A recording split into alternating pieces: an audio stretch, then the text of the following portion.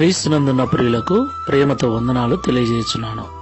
ఈ రోజు దేవుడు మనకు చేస్తున్న వాగ్దానం ఏమిటనగా కీర్తనల గ్రంథము 103వ కీర్తన 6వ చరణం. యెహోవా నీతి క్రియలను జరిగించుచు బాధింపబడు వారికందరికీ న్యాయము తీర్చును. ఆమేన్. నా ప్రియమైన సహోదరి సహోదరులారా, మనం ఆరాధించేటువంటి దేవుడు న్యాయాధిపతి, సర్వాధికారి అని మనకు బాగా తెలుసు.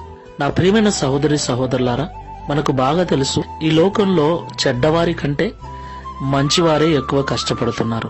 చెడ్డవారి కంటే మంచివారే అన్ని విషయాలలో ఇబ్బందులకు గురవుతూ ఉన్నారు. అన్ని విషయాలలో లేమిని అనుభవిస్తున్నారు. మనకు తెలుసు మంచివారు అంటే ఎన్ని కష్టాలు వచ్చినా, ఎన్ని బాధలు వచ్చినా నీతి తప్పని మంచి ప్రవర్తన కలిగిన వారు అని అర్థం. మంచిగా బ్రతికే వారికి, నీతిగా జీవించే వారికి నిజముగా బాధలు ఎక్కువే. అయితే ప్రభు అంటున్నాడు, ఎవరైతే నీతి క్రియలు జరిగిస్తూ ఈ లోకంలో బాధింపబడుతూ ఉన్నారో వారందరికీ నేను న్యాయం చేస్తాను అని. దేవునికి మహిమ కలుగును గాక. ఈ మాటలు వింటున్న ప్రియ సహోదరి సహోదరుడా, నువ్వు నీతిగానే ఉన్నావు, మంచిగానే ఉన్నావు. అయినా నీ మీద నిందలు, అవమానాలు, బాధలు నీకెదురవుతున్నాయి కదా. సూటిపోటి మాటలు ఎదుర్కొంటున్నావు కదా. ప్రభు అంటున్నాడు, నేను నీకు న్యాయం చేస్తాను, నిన్ను బాధించు వారి ఎదుట నిన్ను గొప్ప చేస్తానని వాగ్దానం చేస్తున్నాడు. కాబట్టి శుభప్రదమైన నిరీక్షణతో, ఓపికతో దేవుడు సహాయం చేయునంత వరకు నీతి క్రియలు జరిగిస్తూ ముందుకు వెళ్దాం. ప్రార్థన చేసుకుందాం. న్యాయాధిపతివైన యేసుక్రీస్తు ప్రభువా, పరిశుద్ధమైన మీ నామమునకు స్తోత్రాలు చెల్లిస్తున్నాం. సర్వశక్తుడు, న్యాయము తప్పడు అని పరిశుద్ధ గ్రంథంలో మేము చదువుకుంటూ ఉన్నాం. మీరు మాట ఇస్తే ఆ మాటను ఖచ్చితంగా నెరవేరుస్తారని కూడా మేము నమ్మొచ్చు ఉన్నాం.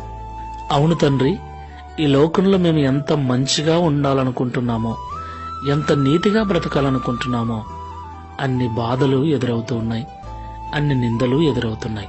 కొన్నిసార్లు బాధేస్తుంది.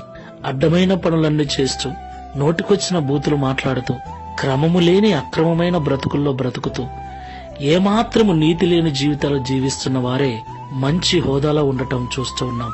నీతి కలిగి, భక్తి కలిగి, దైవభయం కలిగి బ్రతుకుతున్న వారు చాలా హీనస్థితిలో ఉండటం చూస్తూ ఉన్నాం.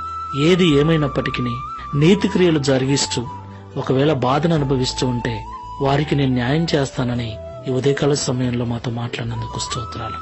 ఈ ప్రార్థనలో ఏకీభిస్తున్న ప్రియులను జ్ఞాపకం చేసుకోండి.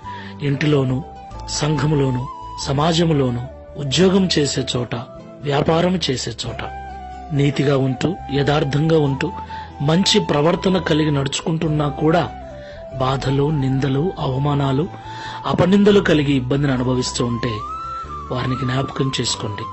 అట్టి వారికి న్యాయం చేసి అవమానపరుస్తున్న వారి ఎదుట అభివృద్ధిని, ఆశీర్వాదమును అనుగ్రహించమని, తద్వారా ఈ దిన వాగ్దానమును మా అందరి జీవితంలో నెరవేర్చి మీ నామమును మహిమపరుచుకునమని యేసు నామంలో ప్రార్థిస్తున్నాము తండ్రి.